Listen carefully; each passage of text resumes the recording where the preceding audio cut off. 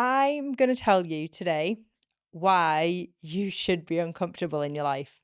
And that might sound ridiculous because you're like, no, I want to live a comfy life. I want to be happy. I want to be settled and chilled. But honestly, you have to find discomfort in your life in the right way to actually then make your life more comfortable. Today, we're going to talk about how you should live uncomfortable to be comfortable.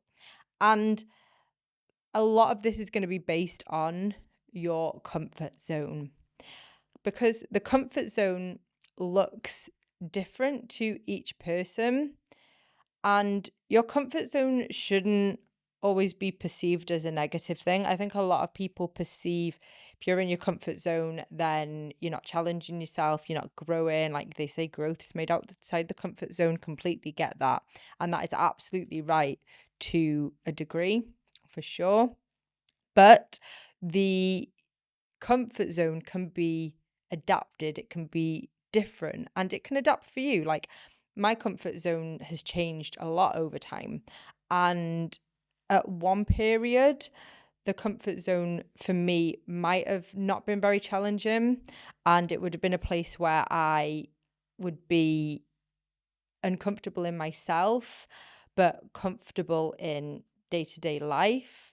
Whereas now it's very different. So I'm going to elaborate on that so it makes sense.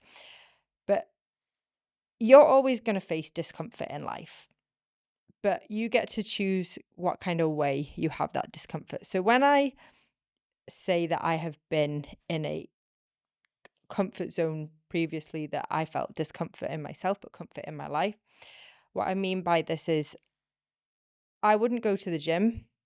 I would eat what I wanted. I would not do steps. Obviously, I am a gym enthusiast. So these are all things that have come into my life now. But back then, when I didn't go to the gym, I didn't really watch what I ate, I didn't do steps, I was comfortable in the sense that I didn't have to do those things. So it was an easy life. You don't have to show up for the gym. You don't have to go and push weights in the gym. You don't have to go out and do steps in a miserable evening in the rain when you don't want to. You don't have to watch what you eat. So that's comfortable. It's comfy to not have to think about those things. But then I was uncomfortable because I wasn't happy in my body. I wasn't happy in how I looked. And my health definitely wasn't 100%. My fitness wasn't 100%. So that was discomfort for me. I sat in my comfort zone of zero gym, zero nutrition, zero effort, but I had a discomfort of me and myself, me and my body, me and my self confidence. So I chose to change my comfort zone. I wanted to instead be in a comfort zone where my comfort zone was how good I felt in myself. And I made myself comfy in going to the gym, in doing my steps, in watching what I ate. So now I'm uncomfortable when I don't do those things. So you see how that shifts because you get to determine what your comfort zone looks like, how to navigate it, how it can benefit you. So now I feel discomfort in a different way where my discomfort is, all right, I've got to make the effort to go to the gym and lift the heavy weights. So that's uncomfortable at times. It's challenging at times. My discomfort is, okay, I've got to watch what I eat. I'm mindful of my calories more, mindful of my food. I fuel myself differently. And it's annoying because I wish I could eat everything and anything, but I can't because I choose that I want to be comfortable within myself and my body, but that means I've got to be uncomfortable in a way by watching what I eat. And same with steps. I don't want to be out in the rain doing my steps, but I feel better and more comfortable for doing that, knowing that I am hitting a target and I'm looking after my body and my mind and I'm being active than I would if I stayed in and I didn't hit them and I was then uncomfortable in that sense. So you really do get to change and determine where your comfort zone sits and where it doesn't.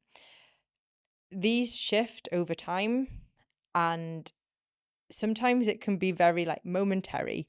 So another example for you, If you go on holiday, you slip into a comfort zone of not tracking steps, not gym, not food, and you get comfy there. Then you come home and suddenly it's a chore to revert back to your comfort zone of doing the gym, doing the steps, being active, and tracking food again. So you have to go through that of it being a chore to become a habit again and rebuilding that comfort zone. And over time, these things will change, your comfort zones will change, your discomfort will change. What once was uncomfortable may now be very comfortable, but you have to recognize that you've got to challenge yourself in a sense to make those things comfortable for you. You're always, as I say, going to live a life of discomfort in one way or another. You just get to determine what that discomfort is for you. And for me personally, I would always prefer to be uncomfortable in a way that actually benefits me. When it comes to challenging yourself out the comfort zone that you're currently in, that's always going to be uncomfortable. But when I last said growth is made outside the comfort zone, I do mean that.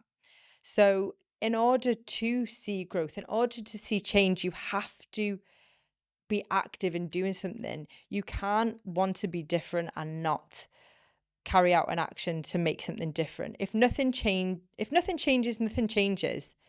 And that sounds so simple to say, but it's true. If you don't make an active decision to be different, to show up differently, of course, you're never going to be different. And again, you can be uncomfortable in this sense, but I always hit the mic, sorry guys. But if you allow yourself to be uncomfortable for a little bit, that's going to soon turn into comfort. So think about where you want to be in the future. And this is my challenge for you guys today to think about where you want to be. Think about your comfort zone. Think about what you're comfortable in every day that could actually be maybe making you uncomfortable. And think about what could you actively do to change that discomfort and make yourself more comfortable. Decide what you want your comfort to look like in life and what your discomfort to be, because I will always take discomfort that actually benefits me than discomfort that'll hinder me.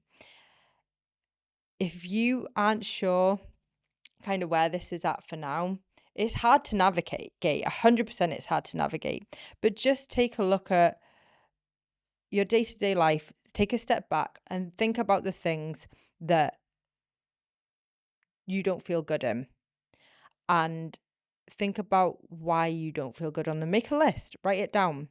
Write about what you would like to feel comfortable in yourself, in your life, whether that is anything from your career, your body, your relationship.